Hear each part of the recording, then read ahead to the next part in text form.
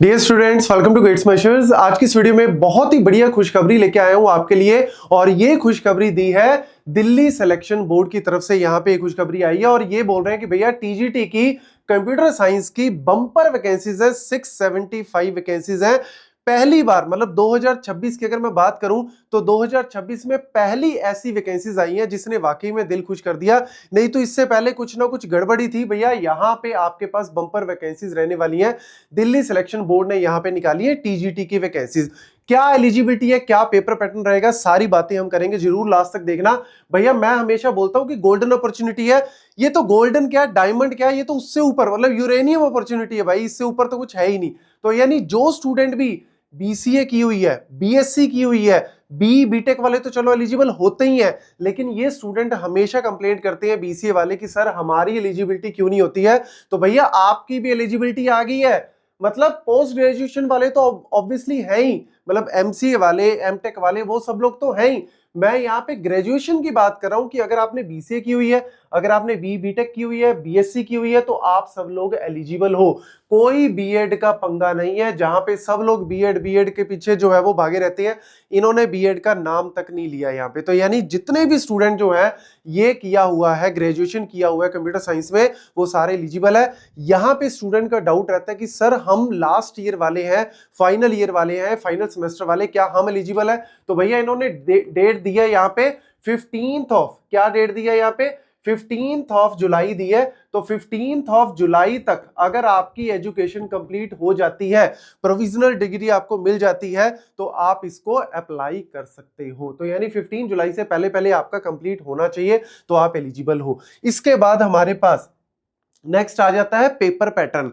भैया मैक्सिमम जितने भी एग्जाम होते हैं, हर एग्जाम में क्या होता है जी, पहले प्री होगा, फिर मेंस होगा, फिर इंटरव्यू होगा। इन्होंने क्लियर कट बोल दिया कोई प्री और मेंस का पंगा ही नहीं है भैया। सीधा सीधा आपका एक ही एग्जाम होने वाला है जिसके अंदर दो सेक्शन होंगे, एक सेक्शन ए और सेक्शन बी। सेक्शन ए के अंदर आपके पास जो है वो 100 क्वेश्चन, सेक्शन बी में भी आपके पास 100 क्वेश्चन, और यहाँ पे हर एक क्वेश्चन जो है वो 1 नंबर का, मतलब 100 नंबर का पेपर सेक्शन ए, 100 नंबर का ये हो गया, ठीक है। तो यानी 200 नंबर का आपका पेपर हो गया और इसको करने के लिए आपके पास 120 मिनट का टाइम रहेगा। मतलब स्पीड भी चाहिए और एक्यूरेसी भी चाहिए। क्यों? क्योंकि भैया नेगेटिव मार्किंग है 1/4, 0.25 यहाँ पे नेगेटिव मार्किंग है।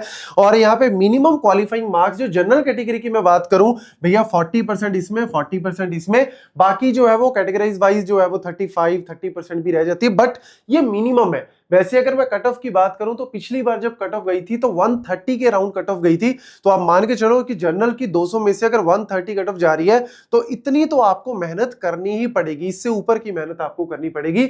और यहाँ पे सेक्शन ए में क्या रहने वाला है वो भी देख लो जी। सेक्शन ए में जो 100 क्वेश्चन आने वाले हैं, वो 100 क्वेश्चन में से आपके 20 क्वेश्चन जनरल अवेयरनेस के, 20 क्वेश्चन जनरल इंटेलिजेंस और रीजनिंग वाले, 20 आपके एप्टीट्यूड वाले, 20 हिंदी के और 20 इंग्लिश के। तो लैंग्वेज वाले यहाँ पे क्वेश्चन है 100 ये हो गए। और बाकी के जो 100 क्वेश्चन सेक्शन बी में है वो मोस्ट ऑफ द क्वेश्चन आपके कंप्यूटर साइंस के ही रहेंगे, जो कोर सब्जेक्ट्स हैं। साथ साथ थोड़े से क्वेश्चन आपके टीचिंग मेथोडोलॉजी वाले भी रहने वाले हैं। तो भैया इन्होंने बीएड एलिजिबिलिटी में नहीं दी, लेकिन हाँ टीचर्स के लिए पता होना चाहिए कि भैया टीचिंग कैसे करनी है, तो उससे रिलेटेड जो क्वेश्चंस हैं वो इन्होंने यहाँ पे पूछ लिए। तो उसकी आपको प्रिपरेशन जो है वो बढ़िया ढंग से करनी पड़ेगी। और इसके लिए मैं आपको बता दूं कि भैया गेट्स मेशर का फुल फ्लेज कोर्स अवेलेबल है। अगर आपने उसकी पूरी डिटेल लेनी है तो भैया डिस्क्रिप्शन बॉक्स में आपको जो है वो उसका लिंक दिया हुआ है, तो आप फटाफट से उसको जो है वो चेक कर सकते हैं। और इन केस अगर कोई भी डाउट है तो नीचे आपको नंबर आ रहा है, उस पर आप हमें कॉन्टेक्ट भी कर सकते हैं।